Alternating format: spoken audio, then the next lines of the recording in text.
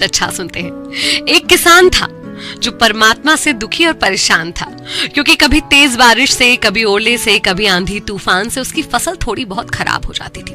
और एक दिन नाराज होकर उसने परमात्मा से कहा कि आप ईश्वर हैं, लेकिन लगता है कि आपको खेती बाड़ी की जरा भी समझ नहीं है। एक साल मुझे मौका देकर देखिए, जैसा मैं चाहूं वैसा मौसम कीजिए, फिर देखिए कैसे मैं अन्न के भंडार भर देता हूँ।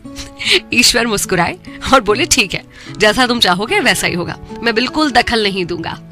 किसान खुश, उसने गेहूं की फसल बोई। जब धूप चाही जब धूप मिली, जब पानी चाहा बारिश मिली, लेकिन उसने तेज आंधी, ओले, तूफान इन सबको कभी आने ही नहीं दिया।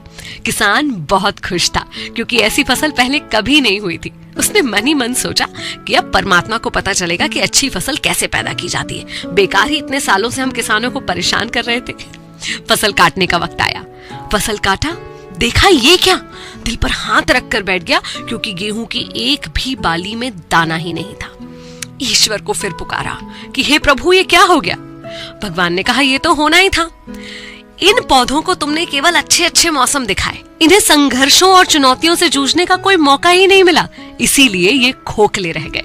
जब आंधी आती है, तूफान आता है और उसमें भी ये पौधा खड़ा रहता है, तो इसके अंदर का जो बल पैदा होता है उससे एक बीज का जन्म होता है। लेकिन तुमने इन्हें संघर्ष करने ही नहीं दिया। सोने को भी सोना बनने के लिए तपना पड़ता है, हथौड़े की मार सहनी पड़ती है, उसके बाद ही उसकी चमकदार काया सामने आती है। ये बात हम इंसानों पर भी लागू होती है। अक्सर चुनौतियों से, संघर्षों से हम डरते हैं, लेकिन संघर्ष ही तो है जो इंसान रूपी तलवार की धार को पैना करते हैं, जो हमें सक्षम बनाते हैं कुछ भी कर पाने के, कर गुजरने के। तो लाइफ में कभी भी कोई संघर्ष या चुनौती आए तो उससे घबराइए मत, बल्कि हंसकर उसे वेलकम कीजिए। Be your own role model.